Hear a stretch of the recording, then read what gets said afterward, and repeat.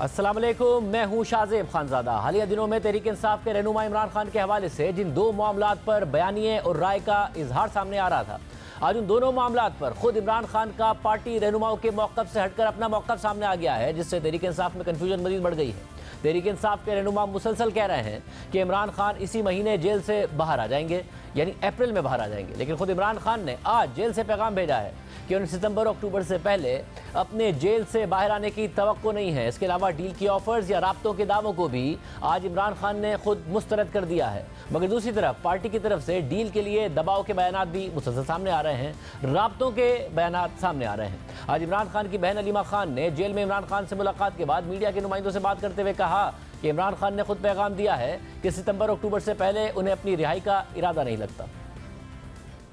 इमरान खान ने खुद जेल से ये पैगाम दिया। मैं उनकी बात दोहरा देती हूँ। उन्होंने कहा कि क्योंकि साइफर को अब ये ज़्यादा देर संभाल नहीं सक रहे हैं और उसको ख़त्म करना पड़ेगा और उसके अंदर इनकी कन्विक्शन जो है उसको सस्पेंड करवाना पड़ेगा जजेस को, हाई कोर्ट को, तो इसलिए अलकादर को पकाया जाएगा ट्रायल कोर्ट में और उसके तहत इनके ऊपर कन्विक्शन होएगी और बुशरा बीबी और इमरान खान को उसके अंदर कैद दी जाएगी। इमरान खान कहते हैं उसके बाद छुट्टियाँ हो जाएगी जजेस की और ये पूरी गर्मियाँ तक तो वो देख रहे हैं कि सितंबर अक्टूबर से पहले इमरान खान खुद कह रहे हैं कि मेरा नहीं ख्याल मुझे रिहा करने का इनका इरादा है। मगर तहरीक इंसाफ के मुतअद्दिद रहनुमा दावा करते रहे हैं कि इमरान खान अप्रैल में ही जेल से बाहर आ जाएंगे। पार्टी के चेयरमैन बैरिस्टर गौहर खान और लतीफ़ खोसा भी इसी माह इमरान खान की रिहाई का दावा कर चुके हैं, जबकि तहरीक इंसाफ के तर्जुमान रऊफ हसन कह चुके हैं कि अदलिया के अंदर से आवाज़ें उठ रही हैं, इसलिए इमरान खान को ज़्यादा देर जेल में नहीं रख सकेंगे। मैं आपको वसूख से कह रहा हूँ कि 1 महीने के अंदर जो है अप्रैल में ही इमरान खान की सभी केसों में से जो है मुखलसी हो जाएगी और ये बाहर आ जाएंगे। मगर अब खुद इमरान खान सितंबर अक्टूबर से पहले रिहा ना होने के खदशात का इजहार कर रहे हैं। इसके अलावा इमरान खान को डील की ऑफर्स और राब्तों के हवाले से भी तहरीक इंसाफ के अंदर मुसलसल तजादात सामने आ रहे हैं। इमरान खान से जेल में मुलाकात के बाद अलीमा खान ने आज ये दावा किया कि इमरान खान से डील के लिए रब्ता किया जा रहा है, लेकिन वो किसी भी डील के लिए तैयार नहीं है। जहाँ तक इमरान खान का ताल्लुक है वो भी बड़े कायम है, वो किसी फौज के लिए खड़े हैं, किसी मकसद के लिए बैठे हैं। नहीं तो उनको तो कई दफ़ा तालबा किया जा रहा है कि आप जेल से निकल आए तो केसेस ख़त्म हो जाएंगे, जेल से निकल आए तो ये हो जाएगा, तो वो डील उस किस्म की तो वो बिल्कुल तैयार नहीं करने के लिए। मगर दिलचस्प बात यह है कि आज ही इमरान खान से मुलाकात के बाद पार्टी के चेयरमैन बैरिस्टर गौहर खान ने मीडिया से बात करते हुए वादे तौर पर कहा कि इमरान खान ने इस बात की नफ़ी की है कि उनके पास मुज़ाकरात के लिए कोई पैगाम आया है। बैरिस्टर गौहर खान ने मजीद कहा कि पार्टी के पास भी ऐसा कोई पैगाम नहीं आया। ये क्वेश्चन खान साहब से किया गया कि शायद कुछ सियासतदान हैं और कोई इदारों के कुछ लोग हैं जो किरदार अदा करना चाह रहे थे। खान साहब ने मुकम्मल इसकी नफ़ी की है कि न हमारे पास कोई पैगाम आया है, न खान साहब के पास कोई पैगाम गया है, न उन्होंने कहा मेरे पास कोई पैगाम आया है एज ए चेयरमैन PTI, न मेरे पास कोई पैगाम आया, नहीं हमारे पार्टी के और लीडरशिप के पास आया है। तो कोई ऐसी हमारी मुज़ाकरात न होने जा रही है, न कोई मुज़ाकरात हुई है। मैं पहले भी कह चुका हूँ, अगर मुज़ाकरात का कोई पैगाम आया और कोई करने जा रहे थे हम आपको इतला देंगे। इस सूरत हाल की वजह से एक दफ़ा फिर ये सवाल उठ रहा है कि क्या इमरान खान मुलाकात के लिए आने वाले रहनुमाओं को खुद ही मुतज़ाद बयानात देते हैं या ये रहनुमा खुद आकर मुतज़ाद बयानात दे देते हैं, जिससे मीडिया में ही नहीं बल्कि पार्टी के अंदर भी कन्फ्यूजन बढ़ जाती है। इसके अलावा इद्दत केस में इमरान खान के साथ साथ बुशरा बीबी भी सज़ा काट रही हैं। वो बनी गाला में अपनी रिहाइशगाह में कैद हैं और उनकी सेहत के हवाले से हुकूमत और तहरीक इंसाफ के मुतज़ाद बयानात सामने आ रहे हैं और उनकी सेहत इस वक्त एक मुअम्मा बन गई है। PTI मुसलसल शिकायत कर रही है कि बुशरा बीबी की जान को ख़तरा है। खुद बुशरा बीबी और इमरान खान समेत तहरीक इंसाफ के रहनुमा बुशरा बीबी को खाने में जहर या टॉयलेट क्लीनर के जरिए उन्हें स्लो पॉइजन करने का दावा कर रहे हैं। उनके तिब्बी मुआयने का मुतालबा करते रहे हैं, जबकि हुकूमत उनके दावे को मज़े का खेस करार देकर मुस्तरद कर रही है। ताहम उनका तिब्बी मुआयना कराया गया है। बुशरा बीबी ने 15 अप्रैल को इस्लामाबाद हाई कोर्ट में शौकत खानम या उनके अपनी मर्जी के किसी प्राइवेट अस्पताल में तिब्बी मुआयना करवाने की दरख्वास्त की और मौक़िफ़ अपनाया कि उन्हें दिया जाने वाला जहरीला खाना खाने की वजह से उनके गले, मुंह और सीने में जलन है। फिर गुज़िश्ता हफ्ते 190 मिलियन पाउंड केस की समाअत के दौरान एहतसाब अदालत के जज नासिर जावेद राना ने बुशरा बीबी का 2 दिनों में किसी प्राइवेट अस्पताल से तिब्बी मुआयना करने का हुक्म दिया, जिसके बाद हफ्ते को बुशरा बीबी का PTI के वकील इंतज़ार हुसैन पंचोता और शौकत खानम अस्पताल के डॉक्टर आसिम यूसुफ की मौजूदगी में इस्लामाबाद के एक प्राइवेट अस्पताल में 6 घंटे तवील तफसीली तिब्बी मुआयना हुआ, जिसके दौरान उनका अल्ट्रासाउंड, ECO, ECG और दीगर टेस्ट हुए। जियो न्यूज़ के ज़राए के मुताबिक बुशरा बीबी ने खून और यूरिन का टेस्ट नहीं दिया और कहा कि वो ये टेस्ट शौकत खानम से करवाएंगी। हफ्ते को उनके तिब्बी मुआयने के दौरान मौजूद रहनुमा PTI इंतजार हुसैन पंजोता ने बाद में मीडिया को बताया कि बुशरा बीबी की एंडोस्कोपी में उन्हें जहर देने के बाद पैदा होने वाले असरात पाए गए हैं। वाज़े तौर पर उनके खुराक की नाली और मैदे के अंदर जख्म पाए गए हैं, जिसके लिए डॉक्टर्स ने उनको मेडिसिन तजवीज की है और 1 हफ्ते बाद दोबारा चेकअप का जो है उनको कहा है। जिस दिन से उनको पहली दफा वो खाना दिया गया था जहर आलूद, उस दिन से आज तक उनकी जो होंठों की स्किन है वो खराब हो चुकी है, वो बिल्कुल बोलने से भी कासर है। आज भी उनसे बोला नहीं जा रहा। किसी किस्म की हेल्थ केयर ना प्रोवाइड करने की वजह से उनकी तबीयत मजीद खराब हुई है। उनके मैदे के अंदर जो तेजाब की नॉर्मल क्वांटिटी होती है उससे ज्यादा पाई जा रही है। तहरीक इंसाफ ने बुशरा बीबी को जहर देने के खदशे का इजहार किया है, मगर हुकूमती ज़राए दावा कर रहे हैं कि बुशरा बीबी की मेडिकल रिपोर्ट्स में लिखा था कि उन्हें सेहत से मुताल्लिक कोई काबिल जिक्र मसला नहीं है। उनकी एंडोस्कोपी, अल्ट्रासाउंड, इको, ECG सब नॉर्मल है। ये report doctor Asif Yusuf, jail superintendent और पिम्स अस्पताल को भेजी जानी थी, लेकिन इससे पहले ही आज हुकूमती तर्जुमान वज़ीर इत्तलात अता तारड़ ने बुशरा बीबी को टॉयलेट क्लीनर दिए जाने के बयान को मज़े का खेज करार देते हुए इस पूरे मामले को PTI की जानिब से झूठी मुहिम करार दिया। जो बात बुशरा बीबी की सेहत के हवाले से की जाती है और आज भी मुतालबा रखा जा रहा है तहरीक इंसाफ की तरफ से, तो मुझे बताइए, अल शिफा से बेहतर अस्पताल इस्लामाबाद में कम है, प्राइवेट हॉस्पिटल है। जब उनके टेस्ट कहते हैं, तिब्बी मुआयना कहता है कि वो सेहतमंद हैं, कोई मसला नहीं है, तो फिर जान के ये कहना जी पॉइजन किया जा रहा है, वो हार्पिक वाली बात चली, मजे का खेज बात थी। अगर आपने देख लिया था कि हार्पिक का इस्तेमाल किया जा रहा है तो फिर आपने वो क्यों इस्तेमाल किया? और अगर कुछ सेहत पे तहफ़्फ़ुज़ात हैं तो खुल के बताएं कि जी ये मेडिकल मसाइल मौजूद हैं, उस पर बात करते नहीं है। टेस्ट करवाया जाता है तो वो बिल्कुल सेहतमंद आती हैं, कोई मसला मसाइल जो है वो नहीं समझ आता, और एक झूठी कैंपेन चलाई जाती है जी उनकी जिंदगी को खतरा, उनकी सेहत को। ये पैरानोया से बाहर निकलें। लेकिन हुकूमत की जानिब से PTI के दावों को मुस्तरद करने के बावजूद आज जेल में इमरान खान से मुलाकात के बाद चेयरमैन PTI गौहर खान ने कहा कि कल बुशरा बीबी का 2 दफ़ा बनीगाला में तिब्बी मुआयना हुआ, हमें रात गए।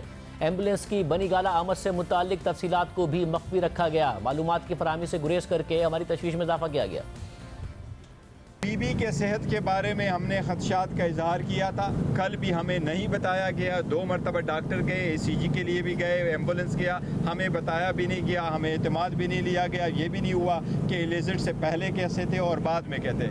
सुबह के वक्त जब गए तो उन्होंने कहा हमें लग रहा है कि ये हार्ट अटैक की तरफ जा रही है, इसलिए दोबारा रात के वक्त बीबी ने ये बताया, दोबारा फिर रात के वक्त इन्होंने किया और बीबी कह रही थी कि मेरी तबीयत ठीक है। जहाँ तक जहर का ताल्लुक है वो टेस्ट हो चुके हैं, अभी तक कोई रिजल्ट नहीं आया, ताकि हमें को तो एंडोस्कोपी का अभी तक रिजल्ट नहीं आया।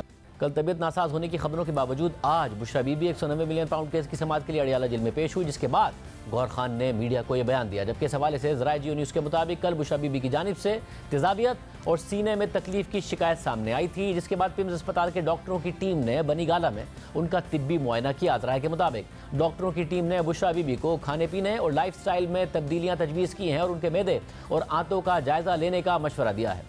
अब एक तरफ तहरीक इंसाफ इन मामलात में उलझी हुई है तो दूसरी तरफ हुक्मरान जमात नून लीग के अंदर भी तकसीम बढ़ती जा रही है। एक रहनुमा के बयान को दूसरा रहनुमा ओन करने या उसका दिफा करने के लिए तैयार नहीं है। गुज़िश्ता हफ्ते हमारे प्रोग्राम में नवाज शरीफ के करीब समझे जाने वाले सेनेटर इरफान सिद्दीकी ने कहा कि इलेक्शन से पहले नवाज शरीफ ने फैसला कर लिया था कि वो चौथी मरतबा वज़ीर आज़म नहीं बनेंगे। ये बात नवाज शरीफ ने मुझे खुद बताई, मगर कल हमारे प्रोग्राम में इस दावे को गलत करार देते हुए नून लीग के सीनियर रहनुमा राना सनाउल्लाह ने वाज़ेह किया कि अवाम के साथ ऐसी 2 नंबरी नहीं हो सकती कि नवाज शरीफ वज़ीर आज़म बनना ना चाहते हों और हम इलेक्शन में नारा लगा दें और कैंपेन करें कि पाकिस्तान को नवाज दो, 100% नवाज शरीफ नहीं वज़ीर आज़म बनना था। मियाँ साहब के पाकिस्तान आने से पहले उनके साथ जो मेरी 1-to-1 नशस्तें होती रही कि मियाँ साहब इस दफ़ा वज़ीर आज़म बनने का इरादा नहीं रखते। मियाँ साहब ने मुझे एक अहदनामा लेके मुझसे कहा था कि ये बात आपने डिस्क्लोज नहीं करनी। इलेक्शन से पहले मुकम्मल फुल पेज इश्तिहार छप गए अखबारात में, चौथी बार वज़ीर आज़म के, चौथी बार शहबाज शरीफ साहब ने तो नहीं बनना था, उन्होंने नहीं बनना था, उन्होंने किसी को भी नहीं बताया, वो अखबारात में आ गया। तो नहीं हो सकता ना कि उनकी पार्टी इलेक्शन लड़ रही है, वो बहुत बड़ा कैपिटल है मियाँ साहब, वो बहुत बड़ा असासा हैं, वो इलेक्शन कैंपेन चलाने आते हैं, इलेक्शन चलाते हैं और वो ये कहें कि जी मैं ये सब कुछ तो कर रहा हूँ लेकिन मैं वज़ीर आज़म नहीं बनूंगा। इरफान सिद्दीकी साहब ये कह रहे हैं कि नवाज शरीफ साहब तो चौथी दफ़ा वज़ीर आज़म बनना ही नहीं चाहते थे, ना उन्हें बनना था। आप लोगों ने तो इतने बड़े बड़े इश्तिहार चलाए थे, तो बनना था नहीं बनना था? नहीं, बिल्कुल ये कैसे हो सकता है। अवाम के साथ कोई इतनी जो है वो इस तरह की 2 नंबरी तो नहीं हो सकती कि हम बनना ना चाहते हों और उसके बाद हम ये नारा लेके इलेक्शन में जाएं कि पाकिस्तान को नवाज दो और पूरी कैंपेन जो है वो चलाएं। यानी सिंपल मेजॉरिटी मिलती तो नवाज शरीफ साहब ही वजीर आजम होते। जी 100%, इसमें कोई शक नहीं है। इसी तरह नून लीग के रहनुमा जावेद लतीफ ने हाल ही में जियो न्यूज़ के प्रोग्राम कैपिटल टॉक में इल्ज़ाम लगाया कि आम इंतखाबात में पैसा चला है। सिर्फ उनके ज़िला शेखुपुरा में 5 नशिस्तों के लिए कम से कम 90 करोड़ रुपए चले हैं। मगर कल राना सनाउल्लाह ने हमारे प्रोग्राम में जावेद लतीफ के इल्ज़ाम को मुस्तरद करते हुए कहा कि उनके पास कोई सबूत है तो सामने लाएं और फिर मामला अदालत में लेकर चलते हैं। वो इनके इल्ज़ाम को गलत समझते हैं। मैं तो अपने जिले की तो बात कर रहा हूँ, 5 सीटों की बात कर रहा हूँ। कितना पैसा चला वैसे? अहमद मीर साहब, ये इतना पैसा था कि अगर आप 5 साल शेखुपुरा को डेवलपमेंट के लिए पैसा ना दें, फिगर ही दे दें, करोड़ों का, 30 करोड़, थोड़ा कह रहे हैं यार, 40, ना 50, 60, 70, 90 तक कम से कम 90 करोड़ 5 सीटों का। जावेद लतीफ साहब के इल्ज़ाम आपको दुरुस्त लगते हैं? जी नहीं, ये इल्जाम गलत हैं। मैं उनके इस एतराज को बिल्कुल दुरुस्त नहीं समझता कि इस इलेक्शन में किसी को जो है वो टारगेट किया गया। तमाम मामलों पर बात करेंगे। हमारे साथ मौजूद हैं वफाकी वज़ीर इत्तलात तारड़ साहब बहुत शुक्रिया हमें शो में ज्वाइन करने के लिए। तारड़ साहब, सबसे पहले बुशरा बीबी की तबीयत के हवाले से ज़ाहिर एक हसास मामला है, उनके अहले खाना की तरफ से कंसर्न का इजहार किया जा रहा है, उनकी पार्टी की तरफ से कंसर्न का इजहार किया जा रहा है। एंडोस्कोपी उनकी हुई तो उसके बाद भी उनके जो रहनुमा तहरीक इंसाफ के पंचोता साहब, उन्होंने कहा कि जो जहर देने के बाद पैदा होने वाले असरात हैं वो उनकी एंडोस्कोपी के नताइज में भी पाए गए हैं। तो हुकूमत क्यों नहीं यकीनी बनाती कि इस मामले के हवाले से सब चीज़ शफाफियत के साथ सामने आ जाए? बहुत शुक्रिया शाहजेब साहब, मैं बड़ा मशकूर हूँ। देखिए, जो best medical facility private sector की इस्लामाबाद में है, अल शिफा हॉस्पिटल, वहाँ पे उनका जो है वो तिब्बी मुआयना भी कराया गया एक्सक्यूज़ मी, उनके टेस्ट भी कराए गए और बेहतरीन जो कंसल्टेंट्स और मॉलेज हैं उन्होंने उनको देखा। तो देखिए, एंडोस्कोपी भी हो गई है, बाकी टेस्ट भी हो गए हैं। जब वो दिल की तकलीफ़ की बात करती हैं तो वो ECG भी क्लियर है, मस्कुलर पेन जो है उसको डायग्नोज किया गया है। तो मैं समझता हूँ कि इस पर सियासत की जा रही है। और देखिए, जो ब्लड में पॉइज़न के ट्रेसेस होते हैं, आर्सन या किसी और किस्म के पॉइज़न के, वो क्लियरली ब्लड रिपोर्ट्स के अंदर आ जाते हैं। तो मैं समझता हूँ कि ये ज़्यादती की जा रही है तहरीक इंसाफ की तरफ से कि वो इस खातून के मामले को लेकर बेबुनियाद, मन घड़त और बिल्कुल झूठी अफवाहें फैला रहे हैं। और इनको आदत पड़ गई है कि जिस ज़माने में इनके तमाम टेस्ट शौकत खानम में होते थे तो ये वहाँ पे अपनी मर्ज़ी के नतीजे अख्ज़ करवा लेते थे, अपनी मर्ज़ी की टेस्ट रिपोर्ट्स बनवाते थे।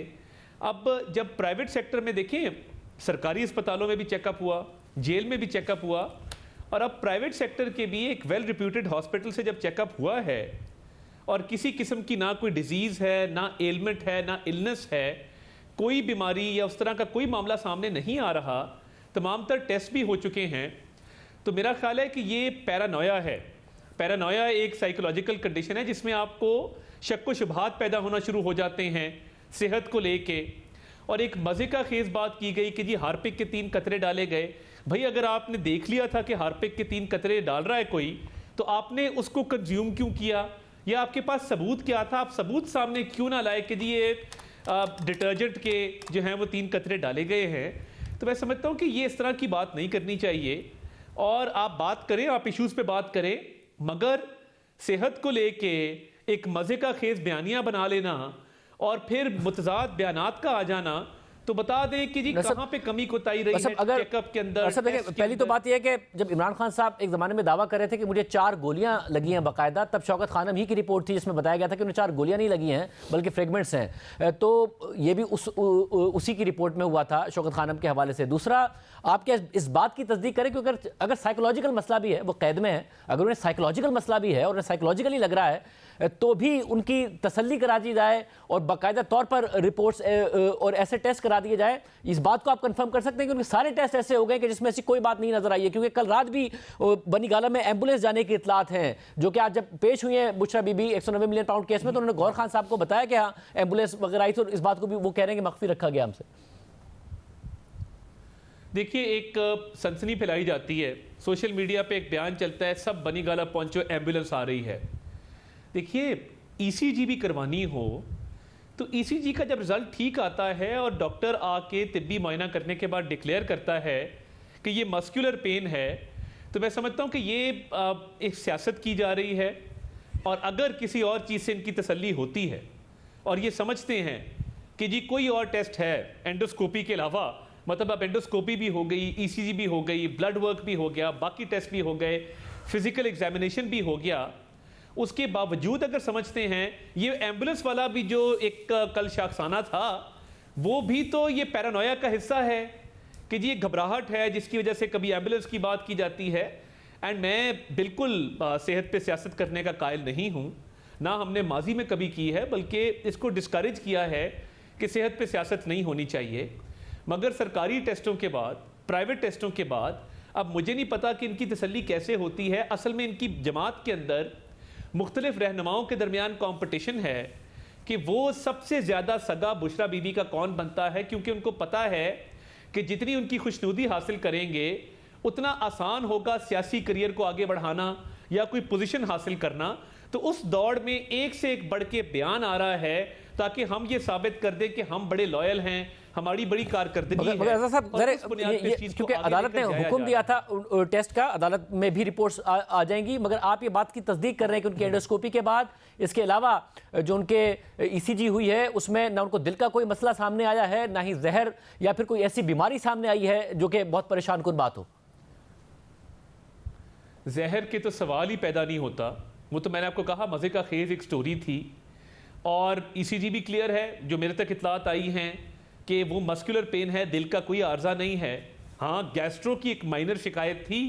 गैस्ट्रो की शिकायत तो किसी को भी हो सकती है, किसी भी वक्त हो सकती है। तो माइनर सी जो गैस्ट्रो की शिकायत है वो देखने में आई है, जो रिपोर्ट्स मेरी नज़र से गुजरी हैं। तो मैं तो इसको पैरानोया के अलावा और कोई नाम दे नहीं सकता कि एक पैरानॉइड सिचुएशन है जिसके अंदर एक जहनी तौर पे आप दबाव का शिकार होते हैं और आपको लगता है कि आपको कोई आर्जा लाहक हो गया है, कोई बीमारी लग गई है, और फिर आप उस बीमारी के डायग्नोसिस में एक के बाद एक कंस्पिरेसी थियरी पेश करते हैं। तो ये सब कुछ जो है ये पॉलिटिकल पॉइंट स्कोरिंग और कंस्पिरेसी थियरी से बढ़ के कुछ भी नहीं है। सब साथ में इमरान खान साहब ने आज अपने हवाले से भी अपनी बहन अलीमा खान के जरिए पैगाम भेजा, जो उन्होंने मीडिया पर बताया कि सितंबर अक्टूबर तक वो बाहर नहीं आ पाएंगे। पहले पार्टी ये कह रही थी कि जिस तरीके से 3 केसेस का फैसला आया और जिस तरीके से फेयर ट्रायल उनको नहीं मिला है तो ये केसेस का फैसला ओवरटर्न हो जाएगा और वो अप्रैल में ही बाहर आ जाएंगे। पर इमरान खान साहब कह रहे हैं 190 मिलियन पाउंड में उन्हें फंसाने की पूरी तैयारी है और वो सितंबर अक्टूबर से बाहर अपने आप को आता पहले नहीं देख रहे हैं। तो ये पूरा प्लान है अब उन्हें अक्टूबर तक जेल में रखने का। देखिए, मैं लॉयर भी रहा हूं तो मैं तो लीगल एनालिसिस आपके सामने ये रख सकता हूं कि ये कोई किसी नजूमी या ज्योतिषी का काम नहीं है कि मैं इतनी देर तक अंदर रहूंगा। 190 मिलियन पाउंड केस प्रोग्रेस कर रहा है ना जी। पिछले चंद माह में वो किसी स्टेज पे पहुंचा है, इंक्वायरी से शुरू होता है, इन्वेस्टिगेशन पे आता है। नैब के केसेस में कुछ स्टेजेस हैं, complaint verification, inquiry, investigation and then filing of reference. तो देखिए, जब कोई केस ट्रायल की स्टेज पे पहुंचता है और आपको पता हो कि नंबर ऑफ विटनेसेस कितने हैं, तो कोई भी वकील या कानूनी सिस्टम को जानने वाला कोई भी शख्स ये नतीजा अक्स कर सकता है कि जी ये केस इतनी देर में लगता है गालिबन डिसाइड होगा। अब उसको भी सनसनीखेज बनाकर पेश करना कि जी अफलां केस है। तो 190 मिलियन पाउंड की बात मैं तब करता था जब मैं पीडीएम हुकूमत में मुशीर था बराए कानूनी अमूर व दाखिला। हम तो उस ज़माने से उस केस को फॉलो कर रहे हैं और हम ये समझते हैं कि पाकिस्तान के करप्शन के सबसे बड़े स्कैंडल, सबसे बड़े केसेस में से 190 मिलियन पाउंड का केस है। और उसके अंदर जो ज़मीन ली गई है, जिस तरीके से ट्रस्ट बनाया गया है, जिस तरीके से ग्रेटिफिकेशन ली गई है, जिस तरीके से वो पैसा माफ़ करवाया गया है। और ये मैं नहीं कह रहा शाहजेब साहब, देखिए कुछ चीज़ें याद रखनी चाहिए कि सुप्रीम कोर्ट का एक ऑर्डर आया, सुप्रीम कोर्ट के ऑर्डर ने कहा कि ये ठीक नहीं हुआ और वो केस ऑफ फर्दर इंक्वायरी है। जब सुप्रीम कोर्ट ने ये बात डिक्लेयर कर दी और आपने काबीना में देखे, काबीना में बंद लिफाफा ले जाने की क्या जरूरत थी। मैं सब ये जो बंद लिफाफा वाला मामला है, ये खुद इमरान खान साहब की काबीना के मुतादिद वुज़रा ये बात कह चुके हैं। फवाद चौधरी साहब हों, शेख रशीद अहमद साहब हों, फैसल वाउडा साहब हों, खुद कह चुके हैं कि बंद लिफाफे पे हमसे दस्तखत लिए गए थे। मगर मसला ये है कि मेरिट की जब बात आती है तो आप खुद बड़ी प्रेस कॉन्फ्रेंस करते थे तोशा खाना के हवाले से भी, मगर वो मेरिट एक तरफ रह गई, जिस तरीके से ट्रायल हुआ उस पर सवाल उठ गया। अब 190 मिलियन पाउंड का जो मामला है उसमें ज़ाहिर है बहुत सारे सवालात उठते हैं इमरान खान साहब के ऊपर, उनके अपने वुज़रा उठा चुके हैं कि किस तरीके से उन पर दस्तखत लिए गए, मगर फेयर ट्रायल हो ये भी तो लाजमी है।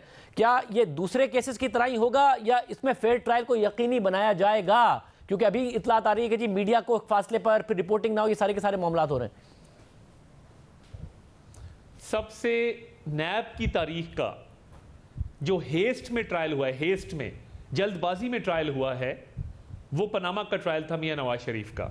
आप उसका नतीजा भी देख लीजिए ना क्या हुआ, आपको ओवरटर्न हो गया ना फैसला। मैं अर्ज करता हूं देखिए वो डे टू डे ट्रायल चलाया गया, एक मोटिव के साथ चलाया गया। इधर तो एविडेंस ही बड़ी क्लियर है, और मैं तोशा खाना के जो सजा सस्पेंशन वाले मामला हैं उससे मैं अग्री नहीं करता, क्योंकि मैं ये समझता हूं कि एक क्राइम कमिट हुआ, एक ऐसी चीज अंडर वैल्यू करके बेची गई जो कि आपकी बेचने की नहीं थी। उसका मॉरल एस्पेक्ट अपनी जगह पे कि खाना काबा के डायल वाली घड़ी आपने ब्लैक मार्केट में बेच दी जो कोई शख्स ना बेचे, मगर आपने प्रोसेस को वायलेट किया, प्रोसेस को अब्यूज किया। तो मैं ये समझता हूं कि ट्रायल का एक वक्त होता है। इमरान खान साहब का बिल्कुल मतलब आप खुद वकील हैं, अगर किसी ने प्रोसेस को अब्यूज किया है तो अदालत भी उसे सजा देते हुए या उसके केस का फैसला करते हुए प्रोसेस को अब्यूज तो नहीं कर सकती ना। ये तो एक बाकायदा तौर पर सीनियर वकील की राय है कि प्रोसेस को अब्यूज करते हुए उनको सजा दी गई है इमरान खान साहब को। मैं इस बात को ना तो तस्लीम करता हूं ना सच मानता हूं, क्योंकि देखिए तोशा खाना का जब ट्रायल हो रहा था इलेक्शन कमीशन वाला, तो मैं अदालतों में खुद जाता रहा हूं। आपको याद होगा, और मैं देखिए अल्लाह ताला का शुक्र है कुछ चीज़ें याद रहती हैं, कि कभी मेरी टांग ख़राब है, मेरी तबीयत ठीक नहीं है, मुझे बुखार है, मैं अदालत में नहीं आ सकता, मेरे वकील के बच्चे इंग्लैंड से आए हैं, उनको जल्दी है। मैं आपको कई पेशी ऐसी गिना सकता हूँ जिस पे जज साहब ने प्रोसेस को अब्यूज़ नहीं किया, जिस पे जो अक्यूज़ था वो डिक्टेट कर रहा था अदालत को कि कई कई हफ्ते तारीख ही नहीं डलती थी, कभी स्ट्राइक करवा दी, कभी अदालत पे हमला कर दिया। ये तमाम मनाजिर हमने अपनी आंखों से देखे हैं, और एक कल्ट बन गया था जो अदालत पर चढ़ाई करता था। जब जज को शटअप कहा गया, ये पंजोथों में से किसी एक ने जब जज को शटअप कहा और अदालत में एक हंगामा बर्पा किया, तो मुझे बताइए कि ये तारीख में कभी हुआ है कि आप हमलावर हो जाएं और आप अपने केस का फैसला ना होने दें। और मुझे ये भी बात ऑन रिकॉर्ड पे रखना चाहता हूं शाहजेब साहब कि जो फॉरेन फंडिंग वाला केस था उसको 5-6 साल लगे डिसाइड होते हुए, क्योंकि तारीखें ये लेते थे, वकील चेंज करते थे, एडजर्नमेंट्स फाइल करते थे, डिलेइंग टैक्टिक्स डिप्लॉय करते थे, स्टे ऑर्डर्स लेते थे। जो फॉरेन फंडिंग वाला मामला है उसके मामलात अपनी जगह पर सामने आए थे कि किस तरीके से उसको सारे के सारे मामले को डिले किया गया था। मगर अब एक और मामला यह है कि क्या आपकी हुकूमत चाहती है कि किसी भी तरीके से इमरान खान साहब से मुज़ाकरात का दरवाज़ा खुले? राना सनाउल्लाह साहब भी कह चुके हैं अगर बात करेंगे तो फिर बात हो सकती है उनकी सज़ाओं के हवाले से भी और दीगर मामलात के हवाले से भी, मगर इमरान खान साहब बात करने को तैयार नहीं है। आप लोगों की तरफ से जो ECL से भी नाम निकाले गए उनके दौर के मुख्तलिफ वुज़रा के, क्या वो भी इसी बात की एक कड़ी है कि जी आगे बढ़ा जाए, बात की जाए और मामलात सेटल किए जाए, मगर इमरान खान साहब नहीं मान रहे? नहीं, देखिए ये तासुर गलत है। मैं नहीं समझता कि कोई भी ऐसी ऑफर की गई है या कोई ऐसा बैक डोर चैनल भी जो है वो ओपन किया गया है या ऐसी कोई अटेम्प्ट हुई है। मैं इसको बिल्कुल ठीक नहीं समझता, और मेरा नहीं ख्याल कि ऐसा कोई भी अटेम्प्ट अभी तक हुआ है। और ये इमरान खान साहब तासुर एक दे रहे हैं, मगर मुझे ये समझ नहीं आती कि आपने बड़े बड़े दावे किए, आपने मुल्क की फॉरेन पॉलिसी को डैमेज करने की कोशिश की, अमरीकी साजिश का बयानिया घड़ा, डोनाल्ड लू ने आके कह दिया कि आप झूठे हैं।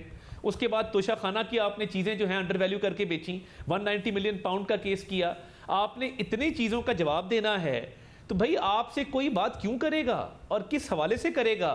और ये एक सेल्फ इंपॉर्टेंस और सेल्फ प्रोजेक्शन, ये भी एक ज़हनी कैफियत है जिसमें ये शख्स समझता है कि एक तरफ मेरी बीवी को जहर दिया जा रहा है और दूसरी तरफ ये समझता है कि हर शख्स मेरे से डील करना चाहता है, मेरे से बातचीत करना चाहता है। ये तासुर बिल्कुल गलत है। वो एक पैरानॉइड शख्स हो चुके हैं।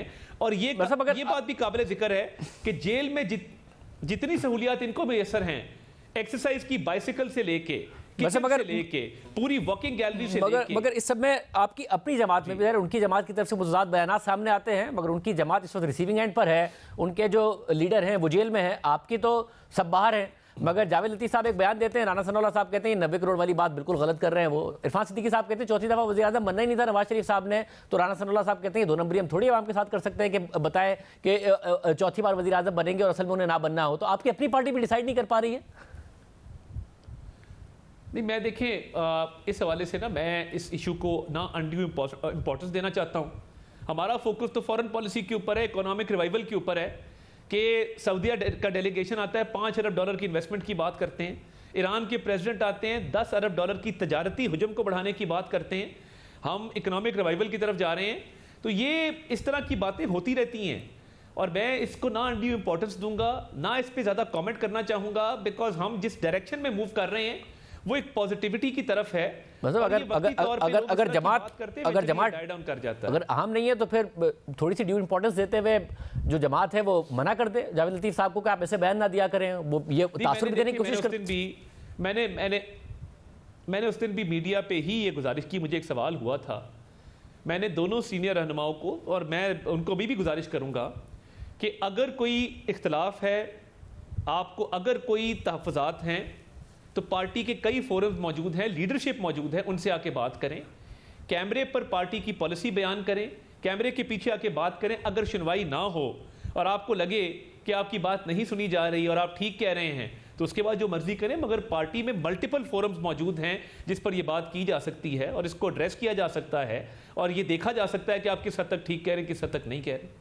बहुत शुक्रिया, आपने वज़ीर इत्तलात की राय सुनी। हमने तहरीक इंसाफ के भी रहनुमाओं को प्रोग्राम में आने की दावत दी है, कोई प्रोग्राम में नहीं आया, मगर डील की खबरों के हवाले से, बुशरा बीबी की तबीयत के हवाले से क्या मामलात हैं, हमारे साथ सीनियर साहब रज़ियाकार उमर चीमा साहब और मेंबर सरफराज साहिबा मौजूद हैं। आप दोनों का बहुत शुक्रिया। उमर चीमा साहब, अब ज़ाहिर तहरीक इंसाफ बार बार दावा कर रही है, जहर देने की भी बात कर रही है, फिर उनको हार्ट प्रॉब्लम की बात कर रही है बुशरा बीबी के हवाले से, कल भी एम्बुलेंस की बात की गई।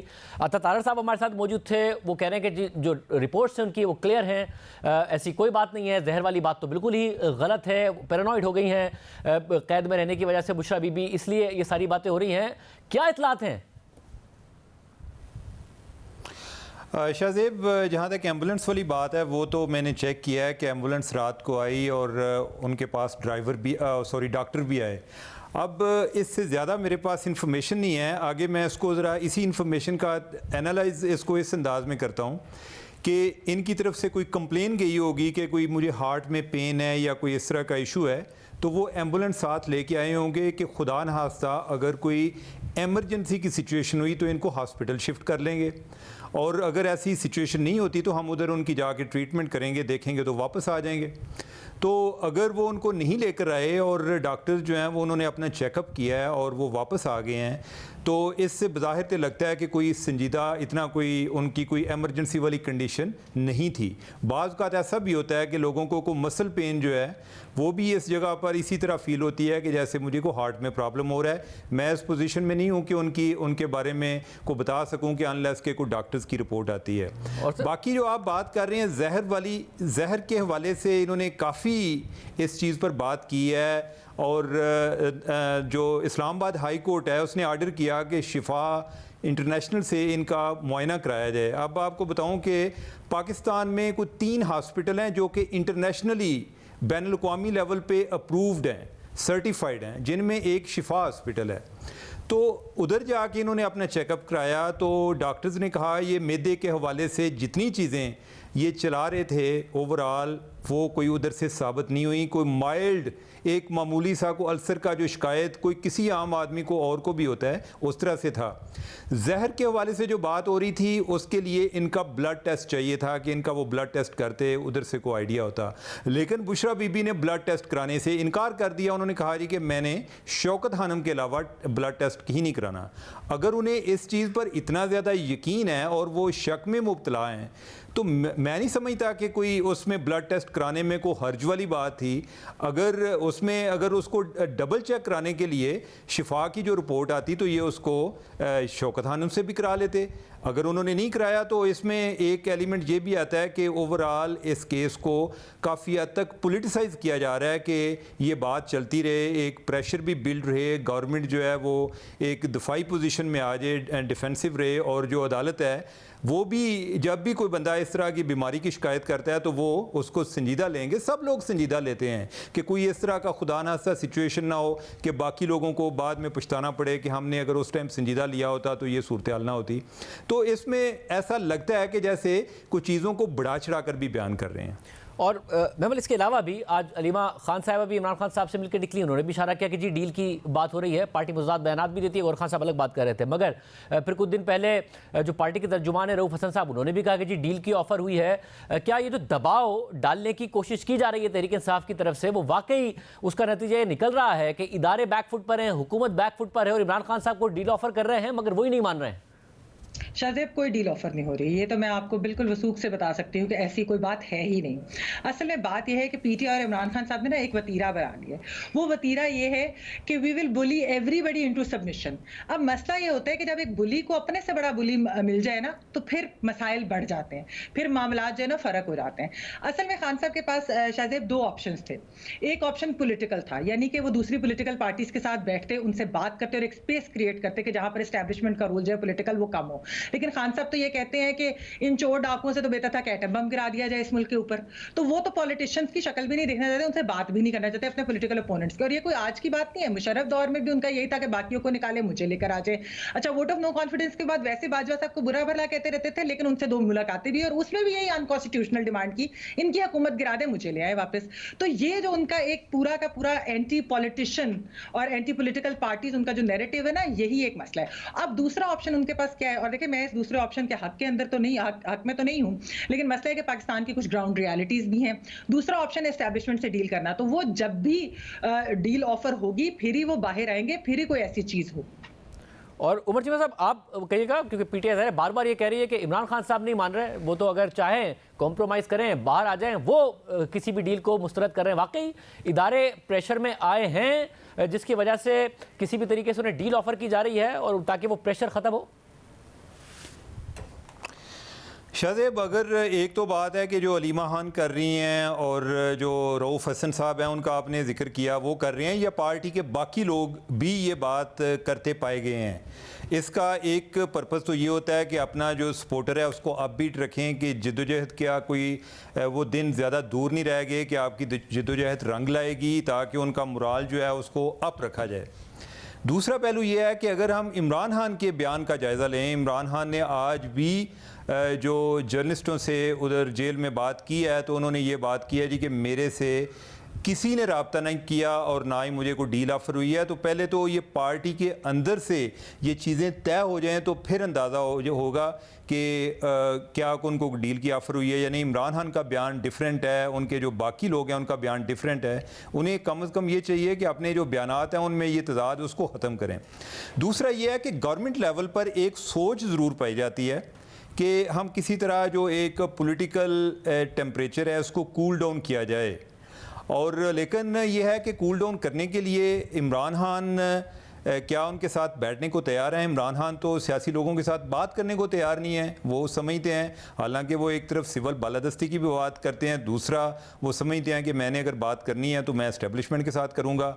इस्टेब्लिशमेंट जो मौजूदा इस्टेब्लिशमेंट है इसके साथ इनके मुज़ाकरात किस लेवल तक जाते हैं, मुझे कोई डील होती हुई इतनी नज़र नहीं आ रही, को मुस्तकबिल करीब में ऐसा इम्कान नहीं है। ये बातें ज़रूर चलती रहेंगी लेकिन इनका इसका एक जो हकीकत में तब्दील होना है वो मुझे मुश्किल नज़र आ रहा है। और महमल, मगर इस वक्त ज़ाहिर हमने पाकिस्तान की हिस्ट्री में देखा है कि कितने भी इख्तलाफात हों, आखिर में जो सियासी लीडरान हैं उनसे इस्टेब्लिशमेंट बात करने पर मजबूर होती है, कहीं ना कहीं कमज़ोरी पड़ती है, बैकफुट पर जाती है। क्या इस वक्त वो माहौल नहीं आपको नज़र आ रहा है कि जो पीटीआई का कॉन्फिडेंस है कि जो हमने इलेक्शन में परफॉर्मेंस दी थी और उसके बाद जो अदलिया के अंदर से कुछ आवाज़ें आई हैं उसके बाद आप ज़्यादा देर रख नहीं सकते इमरान खान साहब को जेल में, ये रऊफ हसन साहब ने कहा? नहीं शाहजेब, बिल्कुल भी मुझे ऐसा नहीं लग रहा। उसकी वजह मैं आपको बता देती हूँ। उसकी वजह ये है कि ये एक हुकूमत आई है, इसके अंदर जाहिर बात है एक कंट्रोवर्सी है इलेक्शन की रिगिंग के ऊपर, लेकिन इस वक्त आप देखें कि एक सऊदी विजिट जो शहबाज शरीफ साहब के बहुत अहम विजिट था, उन्होंने वो विजिट किया। उसके बाद जब वो वहाँ से वापस आए, सऊदी डेलीगेशन भी इधर आए, फिर ये अभी ईरानियन प्रेसिडेंट का विजिट आप देख लें कितना अहम विजिट है। उसके अलावा IMF की बातचीत भी चल रही है। लग ऐसे रहा है कि सारी चीज़ें ऑन ट्रैक है, चाइना के साथ भी जो है अच्छे ताल्लुकात है। तो ये लग नहीं रहा इस वक्त कोई स्टेबिलिटी को खतरा नहीं है इस हुकूमत की। ये तो तब होता है ना कि जब कोई एक हुकूमत के ऊपर, जैसा यानी कि इमरान खान की जो हुकूमत थी, क्यों फौज ने उनसे अपनी सपोर्ट खींच ली, क्योंकि वो डिलीवर ही नहीं कर पाए। वो एक इनकॉम्पिटेंट गवर्नमेंट थी, इकोनॉमिकली नहीं वो डिलीवर कर पाए, स्टेबिलिटी नहीं थी। आपको पता है कि हमारे फॉरेन रिलेशन, डिप्लोमेटिक रिलेशन कितने ममालिक के साथ वो किस तरीके के किस नहज पर आ गए थे। तो इस वजह से जो है उन्होंने अपनी सपोर्ट पुल बैक कर लिया और फिर उसके बाद उनकी हुकूमत जो है आराम से गिर गई।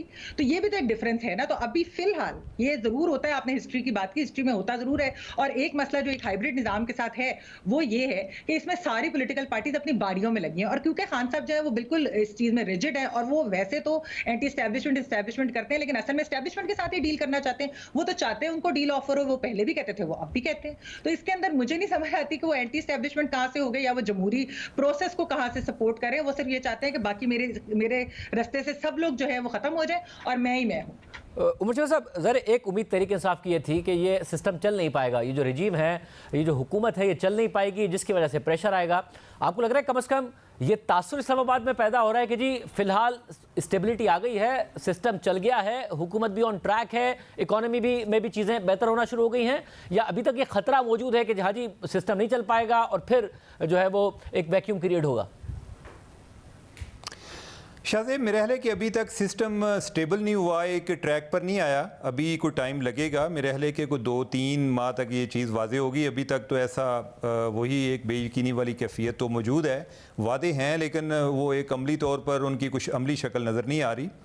बाकी जो आप इस्टेब्लिशमेंट की बात कर रहे हैं ना, जो माजी में इस्टेब्लिशमेंट के साथ वो जिस लेवल पर जाकर मुज़ाकरात करती थी, और इस दफ़ा का जो एक फ़र्क है वो ये है कि पहले जो लड़ाइयाँ होती थी वो इतनी डायरेक्ट नहीं होती थी। अभी तो मेरे ख्याल है कि एक खान साहब जो हैं वो भी एक एक्सट्रीम लेवल पर गए हुए हैं। तो पहले तो ज़्यादातर सियासतदान सिर्फ आपस में ही एक दूसरे से लड़ रहे होते थे और उनके बारे में एक प्रॉक्सी डिस्कशन हो रही होती थी। तो अभी तो जितने ट्रेंड चले, जितनी बातें, जितने इल्ज़ाम लगे, तो कोई इतना लग नहीं रहा कि कोई चीज़ें इस्टेब्लिशमेंट भी पूरी कोशिश करेगी कि ये मौजूदा गवर्नमेंट उसको चला सकें, ताकि कोई उनको कोई भी ऐसी सूरत ना पैदा हो कि जिधर उनको इमरान खान के साथ डील करनी पड़े।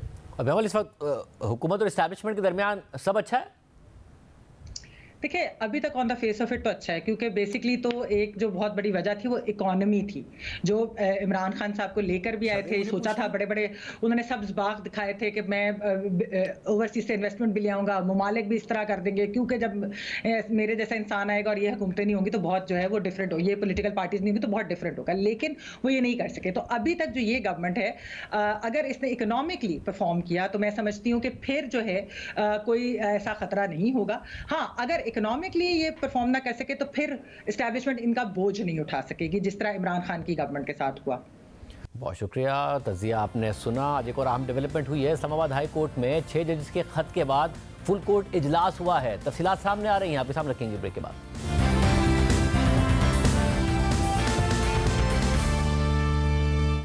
अदलिया में हुकूमत और दीगर इदारों की मुदाखलत के खिलाफ इस्लामाबाद हाई कोर्ट के 6 जजेस ने 25 मार्च को सुप्रीम जुडिशल काउंसिल को खत लिखा था, जिसका सुप्रीम कोर्ट ने नोटिस लेते हुए हुक्म दिया था कि हाई कोर्ट के जजेस इस मामले पर अपनी तजावीज़ जमा कराएं। और आज इस खत के मामले पर इस्लामाबाद हाई कोर्ट में फुल कोर्ट इजलास हुआ है।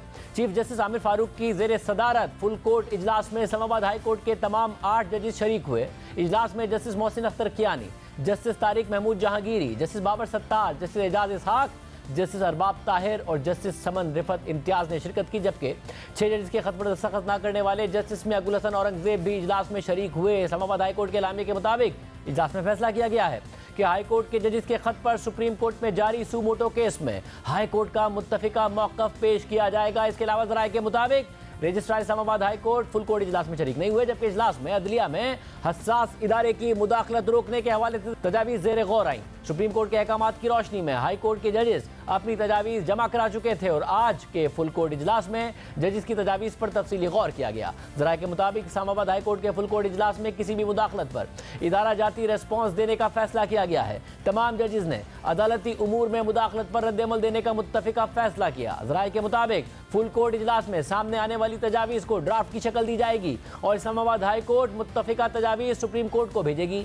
ज़राए का यह भी कहना है कि फुल कोर्ट इजलास में इन तजावीज़ पर कोई इख्तलाफ सामने नहीं आया और तजावीज़ का ड्राफ्ट तैयार करके मुकर्ररा तारीख से पहले सुप्रीम कोर्ट को भिजवाया जाएगा। राय के मुताबिक अदलिया में इंतजामिया की मुदाखलत रोकने के हवाले से तजावीज़ मुरत्तिब करने के लिए लाहौर हाई कोर्ट में भी फुल कोर्ट इजलास हो चुका है, ताहम उसकी तफसीलात सामने नहीं आई हैं। 3 अप्रैल को चीफ जस्टिस की सरबराही में सुप्रीम कोर्ट के 7 रुकनी बेंच ने 6 जजेस के खत के मामले की समाअत की थी और चीफ जस्टिस काजी फाइज ईसा ने इंदिया दिया था कि इस मामले पर फुल कोर्ट भी तश्कील दिया जा सकता है। 3 अप्रैल को जारी होने वाले तहरीरी हुक्मनामे के मुताबिक इस मामले पर अदलिया का बतौर इदारा रिस्पॉन्स क्या होना चाहिए, इस हवाले से सुप्रीम कोर्ट ने Pakistan bar council, supreme court bar association, high court के जजेस और वफाक से तजावीज़ तलब कर ली थी, जिस पर आज इस्लामाबाद हाई कोर्ट के जजेस का फुल कोर्ट इजलास हो गया है। इसके अलावा इस्लामाबाद हाई कोर्ट से ही आज एक और अहम खबर सामने आई है।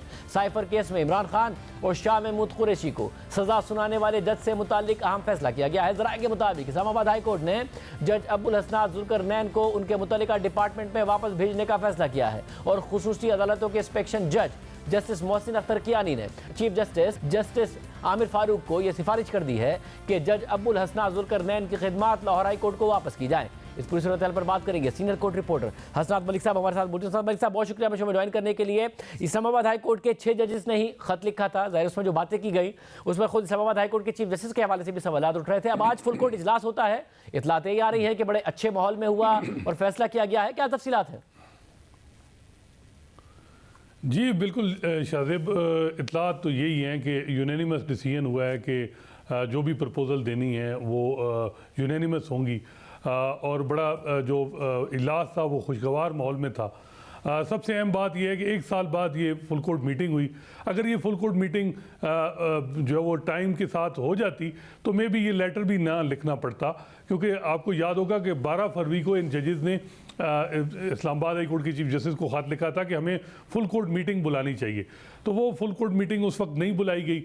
अब फुल कोर्ट मीटिंग जो हुई है और उसमें यही था कि जो स्पेशल कोर्ट के जजेस हैं उनमें जो इंस्पेक्शन जो इस वक्त जज मॉनिटर कर रहे हैं इसमें उनकी कंसल्टेशन शामिल नहीं है। उनको जो लगाया गया है उनकी इंटीग्रिटी कॉम्पिटेंसी पे बड़े डाउट हैं, चाहे वो जैसे मोहसिन अख्तर कियानी हो, चाहे जैसे तारिक जहांगीरी हो, तो लेकिन उनकी वो जो वो काम करते रहे। लेकिन जो आज हमने देखा जिस तरह जज अब्दुल हसनात की ट्रांसफ़र हुई तो ये बड़ा वाज़ेह हो गया कि जो वो जज कह रहे थे कि जी इन जजेस को यहाँ से भेजा जाए और इनकी रेपुटेशन ठीक नहीं या जो भी, तो वो उनकी बात मान ली गई। तो ये बड़ी खुशैन बात है कि इस्लामाबाद हाई कोर्ट में चीज़ें खुशसलूकी से चल रही हैं। जो हम देख रहे थे कि 1 साल में एक रिफ्ट है, चीफ जस्टिस आमिर फारूक जो हैं वो किसी और तरीके से चलाना चाह रहे हैं, दूसरे जजेस के और अपने कंसर्न हैं, लेकिन वो मामला तो शायद हो गया है।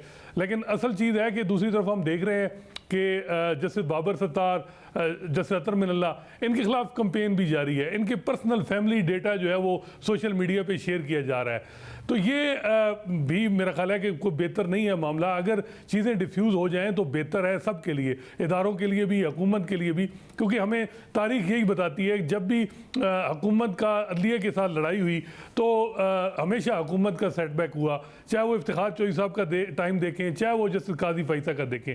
लेकिन अब बड़ी अनफॉर्चुनेट है कि एक तरफ तो हुकूमत जो है वो JIT बनाती है कि काजी फाइसा के खिलाफ जी कोई क्रिटिसिज्म होता है जनवरी 13 के फैसले के बाद और सहाफ़ियों को, जेन्युइन सहाफ़ियों को नोटिस हो जाते हैं।